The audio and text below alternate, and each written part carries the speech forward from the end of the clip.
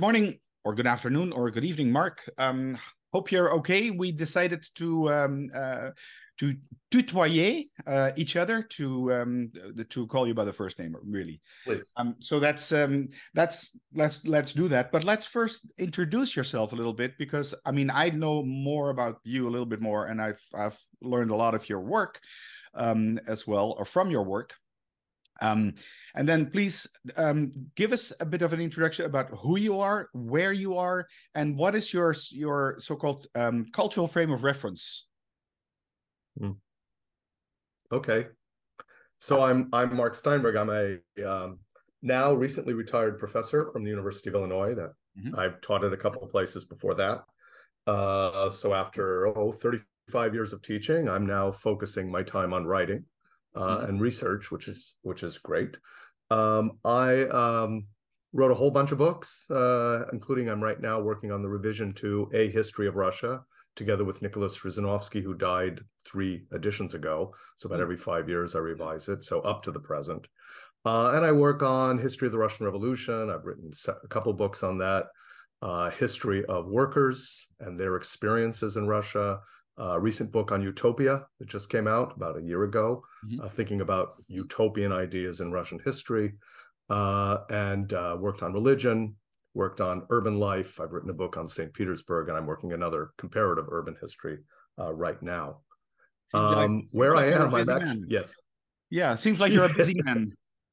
Yes, and that was when I was teaching. Now I can really devote full time to writing. Okay. And also learning Italian, because I spend my time, but when I retired, I now live in Brooklyn, New York, great libraries, and also in Turin, Italy, where my wife teaches history of Russian ideas at the university. Okay, so you're basically going up and down between New York and I guess Milano, something like that. Turin, Torino. Okay, all right. So yeah, no, go ahead. You asked cultural frame of reference is an interesting question. So partly my cultural frame of reference in relationship to Russia is that's where my grandparents all came from. Wow. And in fact, my mother was born in a Russian Jewish community in Manchuria in China, under Japanese occupation, but it was a Russian community.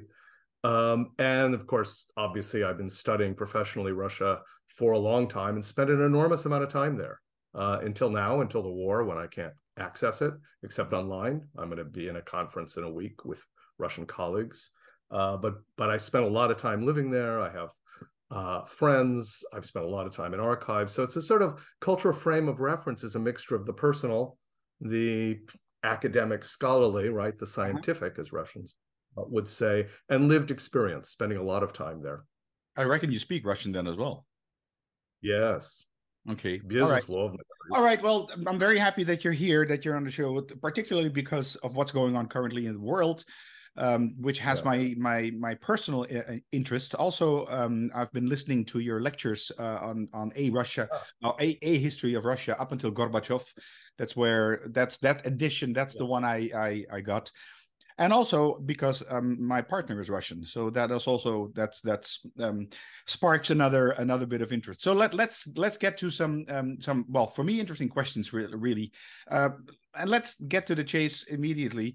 Are we going to have a third world war because of this? It's just, I mean, it's serious, maybe as silly as serious as it is. No, it's a very serious one. And I do think about that a lot. And I used to not think that was even a remote possibility. You know, there's a saying historians have that it's hard enough to predict the past without predicting the future. Right. And in the sense, the difficulty of predicting the past is when you study any particular era particularly deeply, one of the things you realize if you're serious about understanding it is that at any moment there are multiple possibilities. And when whether it's 1917 or any period in Russian history from the beginning, knowing what's going to come next, even though we know what came next, is actually very hard to know because there are always possibilities. And that's no less true for the future, obviously. Yes, so a nuclear war, the Third World War, even a tactical nuclear war, which would be a disaster for Europe, if not much of the world, is absolutely possible. I used to think not. I used to think the rationality on all sides, the mutually assured destruction and all the phrases we used to use, prevented rational people from doing what was going to be destructive. But I have to say, I think a lot of what Putin and his allies, it's never just Putin, and a good deal of his countrymen are doing is not only irrational, but not in the best interests of Russia from any point of view. Is that and therefore taking that risk is possible? Is that is that a colored Western opinion that you have? In other words, can you take your Western or Anglo-Saxon or even American view out of this analysis?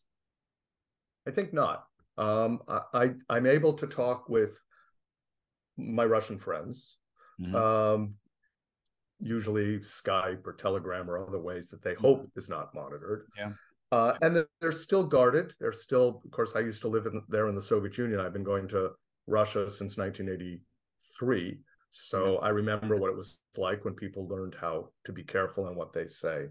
And yet the idea that they cannot believe this behavior, this war, is very clear. They feel a great deal of shock. They feel a great deal of personal shame. One of the things Russians that I know tend to feel, many Russians feel, is what didn't we do to prevent this? Because this shouldn't be happening. What was our failure? They take it personally as a personal responsibility. And the idea that anything could happen is very strong. I mean, there are protests every day at enormous risks. And though people who are engaging in these protests realize that they're responsible. I mean, they failed to prevent this war, although I don't think they could have done anything. No, I don't think it's their fault that they feel it. Yeah. But they're trying to prevent exactly the catastrophe you mentioned. Worse coming, more death, perhaps nuclear war, perhaps a destruction of Russia's place in the world, which is what Putin fears, but he's actually bringing it closer. Yeah. So no, I don't think this is a Western perspective. I think it's shared by many, not most Russians, but many Russians. In the defense of Vladimir Putin, the president of the Russian Federation, which from now on I'll call Russia, is in the defense of what he's doing, and this is an argument that the economists came up with, which I think makes sense in a way. The expansion of NATO eastward.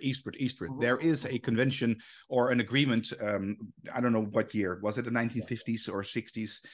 NATO will not expand eastward, and NATO has expanded eastward, and that is an argument that the economist wrote about in terms of, well, this is the logic that Putin and his allies, as you correctly say, is putting forward in terms of justifying what is going on right now. Is there any sense in that? So Russians have a saying, right? Just because you're paranoid doesn't mean you don't have enemies.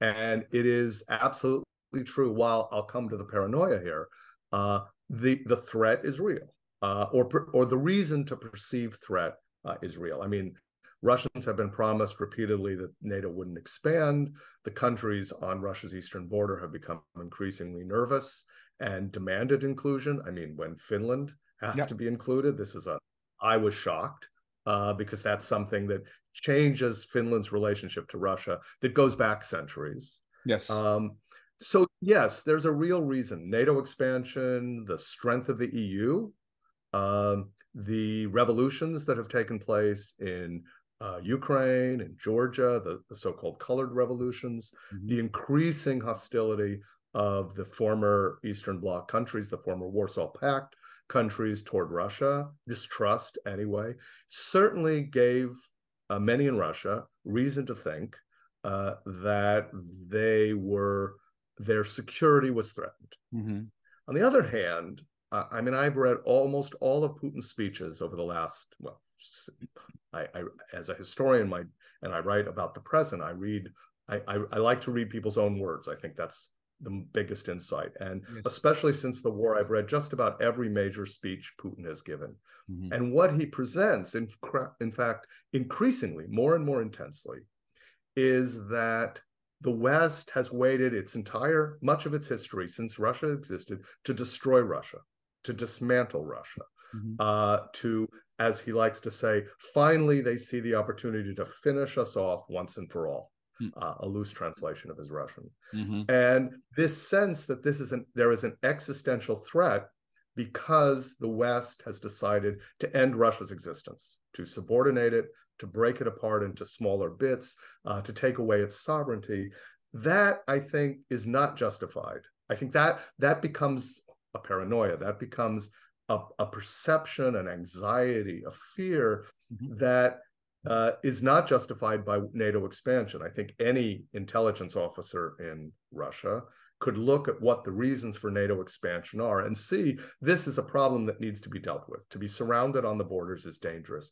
But to launch a war against a country that would like to be part of NATO, that is an independent country and has been for a long time, to declare that that country has no right to exist, that there is no real Ukrainian nation historically, that only makes the situation worse. I mean, the reason Finland joined NATO is precisely because of the war. It would not have. Yeah. And so I think if Putin has real reason to fear Russophobia in the West, which is, I think, exists as a leftover and continuation of the Cold War, it's very easy for Americans anyway, the place I live, to fall into, it's those Russians again. During the Cold War, we never called them Soviets. We called them the Russians. So it exists, fear and anxiety. But what has happened is that is worse than ever before. It is precisely the wrong action to solve the problem. I mean, the action would have been diplomatic. There's so many other ways to make sure that NATO expansion ultimately wasn't a threat to Russia. And so I think there's a weird way in which, yes, I mean, I didn't think NATO had to expand even as much as it did. I understand the reasons the countries on Russia's border required and expected and demanded that. But Russia's response was way out of proportion and irrational in its own interests. And that's what worries me a lot, is there were better solutions. If you go back in history, in not only Russia, in many countries, many revolutions. I'm thinking about the French revolutions in 1789, the 1830, 1840. What is it? 1841, 1845. And so on and so on. And then you had the Russian revolutions, the 1917, 1905, which was handled in a rough way, which is an understatement. And most of these revolutions, they were caused by the majority of the people not having enough food. They were poor and they disliked the aristocracy. The government, if you want, or the leaders were not connected to the people anymore. Is Putin at this moment doing the same thing, or is he doing it right? Because he is actually putting more money in the economy, simply in his own economy, to keep the people quiet. It's a bit of a question, or rhetorical question. I don't know. So, again, this is where I really do believe that the actions of this war are counter to Russia's and even Putin's own interest. Other than Putin's sense he'll go down in history as the savior of Russia, which is not how he's going to go down in history, probably not even Russian history. In the 1990s, after the end of communism, Russia was incredibly free. I spent a lot of time living there, incredibly exciting, full of possibility, but economically a disaster. There was corruption, there was mafias, there was crime on the streets, there was real poverty, especially for senior citizens. There was inequality at the workplace. It was a mess. And people were frightened and, in many cases, hungry. Not the sort of hunger of starvation, but a sense of, why are we living this way? It was better under communism. At least we were all at a sort of level of subsistence and it was adequate, except for the elite. And then the elite grew. I mean, you suddenly saw fancy shops and rich oligarchs, and most people suffered. Putin's time from 2000 to now, he's been in power almost a quarter of a century. Yeah. For most of that time, the one thing he kept saying is, look, the 90s was a mess. It was a disaster. I'm going to end that. I'm going to end corruption. He more or less, not entirely, but he did rein in the oligarchs to some degree. I'm going to, most importantly, as you say, put money into the economy, indeed, into people's pockets. And I mean, I remember living, to be sure, it was not as good in the provinces, but even then it got better in small cities. But in Moscow, in Petersburg, life was getting pretty good. There was a growing middle class who could afford to go out to restaurants and cafes, which proliferated, who could buy some nice clothes, some made in Russia, some imported, didn't matter. Basically, the standard of living got better, and life became more predictable. That is ending. That is ending. The economy is suffering because everything has to be directed to the military effort. There's a lot to direct. I mean, Russia has enormous resources still, far more than Ukraine, although if the West backs Ukraine forever, then they're more equally matched. But the economy is really suffering. People aren't getting the goods. Restaurants and cafes have closed. There's complete uncertainty about the future. No one's sure what it'll be like. In other words, if there was a deal that Putin made, and I think there was, I will give you a good standard of living, an improving economy, a sense of stability. The world will respect us. This is what he said he was doing. He acknowledged this. The world will respect us because they know we don't get pushed around, but also because we're a positive player in world affairs. We contribute. We are part of, it's like G7+1. I mean, there was a way in which Russia was being included. Russians were thinking, well, for that, we'll give up some freedom. We'll let Putin be a bit of a dictator, crush dissent, create a one-party system. Basically, there's only one party, his party, in the Duma, in the parliament.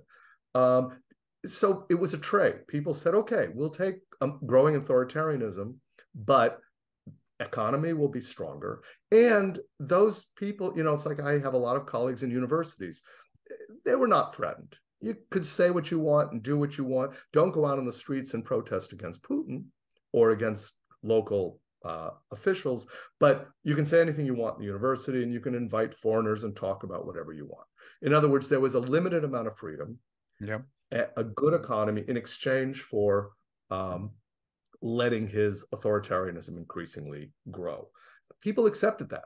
So now he's undoing all that, except for the authoritarianism, which keeps growing. So again, I see the deal that he was making is being undone.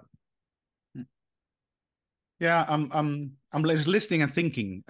Is there is there still, or is it an upcoming again, a sort of hidden serfdom in Russia at this moment? Because that has existed for years. I mean, slaves, serfdom, slavery, whatever name you want to give it. Yeah.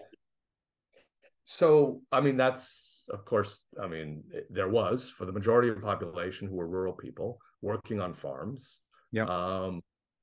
From the Muscovite era, from easily the 1400s or so on, there was a large class who were basically obliged to work for their masters in one way or another. That really hasn't. I mean, one could argue there's a way in which some people argue that that came back in late Soviet times, whether it was a collective farm or a state farm or working for a state factory. But it was, if one could call the Russian people, the Soviet people, that includes Ukrainians and others, serfs. It was a tolerable serfdom, especially after Stalin died, because it was one in which you couldn't get fired from your job.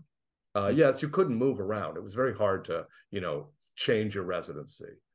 But you had a secure job. There was a lot of upward mobility if you worked hard and got an education, if you were loyal to the system. It was, let's say, if it was serfdom, it was a tolerable one. With the end of communism, they can't control people's lives in that same way economically. So what they've done is one might say these are citizens with some measure of legal protection. I wouldn't call them serfs, but increasingly fundamental, one might say, human rights are being limited. The right to live in a peaceful society, the right to not feel threatened for speaking out. One of the core human rights has always been freedom of speech, and the right to live in an economy that is improving for everybody, not just for the elite. That was beginning to change, but except for the freedom side of it. But the demand for human rights, and you go back to you mentioned French Revolution and the Russian Revolution. Yeah. One could argue, yes, in part, these are about food. about material things, right? But really, I've studied especially the Russian revolutions, 1905, both revolutions of 1917, which were two rather different revolutions in a way. And what I find is, yes, the big demand was, bread, right, which symbolically food, but it was never just the only demand. The demand was very often what you'd hear is people said, treat us like human beings, not like animals, not like machines. This was the sort of language we used, not like serfs, to use your metaphor. Yeah. And the desire to have basic human rights, they didn't always use that phrase, is very, very strong. And I think that's, if there's any hope for Russia in the future, just as all the changes that happened in the past, the idea that human beings should be treated like human beings and that there's some sort of universal standard is a very strong feeling. I mean, in the end of the Soviet period, the main demand, the way this was phrased, I think it's still the same idea as fundamentally treating people like human beings, human rights, is they said, we just want in Russian, they had a great phrase, normalная жизнь. We just want a normal life. And that question of what does it mean to live a normal life, you can imagine it basically meant living life like most people in the West anyway. We're living with security, with peace, you have reason to have children because your life is going to get better and their life will be better. Some basic degrees of freedom, being treated like a human being. And that has probably been the demand people have been making in that same phrase since Stalinism, since the end of Stalinism especially. And that's what they're missing. They want a normal life again. They were beginning to have it. You're sort of segueing yourself into my next question is that are there, or what are, if there are, any parallels in Russian history as you know it, as you've studied it and taught it, and current Russia? Are there parallels that keep on repeating itself again? Yeah. There was a 19th century historian, late 19th, early 20th century, named Kluchevsky, who wrote an amazingly good set of books on the history of Russia. Really, he was sort of a liberal, very smart, taught in St. Petersburg.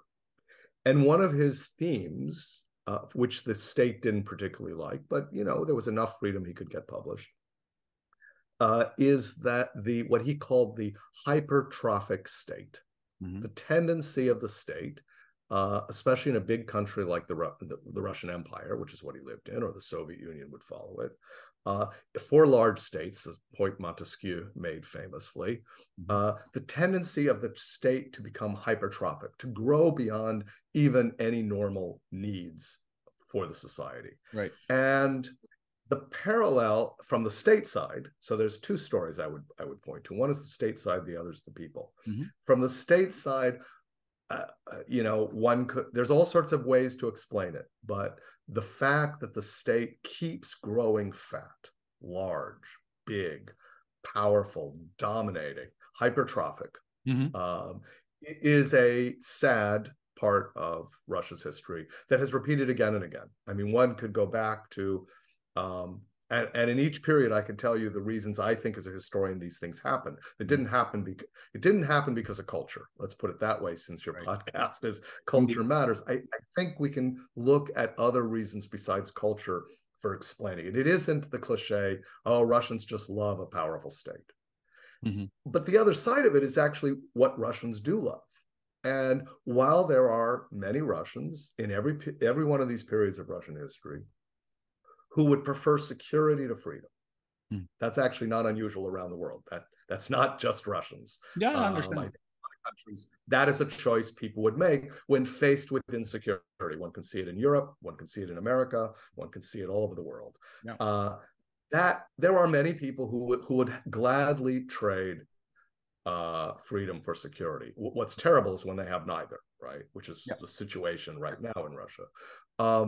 But there are always large numbers of people. Sometimes they're minorities, sometimes they are majorities. That's usually when a revolution happens, or close to a majority, who really believe deeply in the need for freedom. whatever that means. It means different things to people. Sometimes it means people should control the lives that they live. Mm-hmm. People should not have a state intruding on their private life. People should have a right to say what they want, think what they want, feel what they want without interference, as long as it doesn't harm other people. Sort of the classic liberal idea. And that, one might say, liberal democratic sentiment, which sometimes becomes socialist, because the only way to do that is a society that is concerned with the collective good, many would argue. But fundamentally, at its heart, is a liberal democratic idea about the right and dignity of every human being and the need to live in a society that respects that. And that, I could go back again in Russian history and see that argument, although it's particularly strong in the from the 18th century on, partly because Enlightenment ideas where this is articulated become very strong. Before that, those ideas came out of religion, out of the church, and a sense that what Christianity in particular demanded human beings be treated in a different way. And that too is part of Russian history, and I see that now. So in terms of parallels, I'm amazed by the risks people take. They go to prison for it, to protest, and they're protesting because they know that it's their duty, it's their obligation, it's the morally necessary thing to do, to not be silent in the face of what has become an increasingly horrible situation, which people are dying. This isn't just about lack of freedom or a strong. This is about death on both sides. Young Russians are dying, as are young Ukrainians, and this war there could be others, is what people fear. And so they feel this sense of the need to resist in some possible way. And so that too is a parallel. How will it turn out? Who will win? The hypertrophic state or the people who believe they should be treated like human beings? Well, in Russian history, there have been times when both have been present. Unfortunately, most of Russian history, the state wins. In most of the world, the state wins. Revolutions, you mentioned the French Revolution, we can have the same story. Yeah, it's true. It's true. Mark, I'm looking at the clock, at the timing here, and we've been talking, and I can hear and I can see, of course, how much you enjoyed this lecturing, this sharing, the information that you have. Though it's often about a sad and dark history. Well, yeah, it's what I try to do is to keep this politically neutral and put this in a cultural light, at least, because then indeed that is what I do. So I would like to move to my two last questions, and one of them is if you can give us 3 tips on how, in your eyes, you could become more culturally competent, I would say. Yeah, it's hard, actually. So, one is, I think, and it sort of builds off my last comment, is whatever you think you know about Russia, if you think only one thing, you're wrong. If you think Russia is Putin, that's true, but it's not the whole story. Russia is also young women on the streets, Pussy Riot, for example, to one globally well-known example. Russia is always many things, and Russians are many things. And so I think recognizing all those strands of history, which also open up all those possibilities, including into the future, is really important. So remember the diversity of Russia. Yep. The second is, to really know Russia, you have to know Russians. And that doesn't mean hanging out with the elite. It means, and many Russians speak English. It's better, obviously, to speak Russian. To go there, we can't do that now, but the time will come. But there are a lot of people now leaving the country. Spend some time getting to know actual people who grew up there. To be sure, they'll all tell you different things. I mean, I was in a cab the other day in New York City, and the cab driver was telling me how much he loves Putin. He's not there, he's here, right? But other friends say very different things. So remember it, you often learn the most from individual people and their experiences. And then the other is to read. A lot of Russian news is available online. There's all sorts of sites that you can get, Russian reporting. And the other is, of course, literature. And for example, Svetlana Alexeyevich, who won the Nobel Prize, Literature Prize recently, is a wonderful writer about contemporary Russia. So, reading new literature, reading the news, remembering individual people to meet them, and most of all, I think, remembering there are many Russians, many Russias exist. Last question then. How can people get in touch with you should they want to? What is the best way for you? Email, my university email, which is STEINB, first part of my last name, at illinois.edu is always the best way.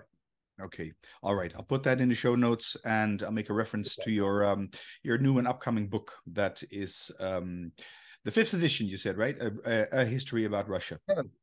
10th edition of History of Russia. The 10th should be edition. out in My goodness. Should be out in 2024, but my Russian Utopia book just came out. It's a short book of about 100 plus pages for published in London. Okay. All right. Well, thank you so much for giving or shedding some light on the situation also from a historical point of view. And I'm pretty sure we'll bump into each other in the future. A real pleasure. Thank you, Chris.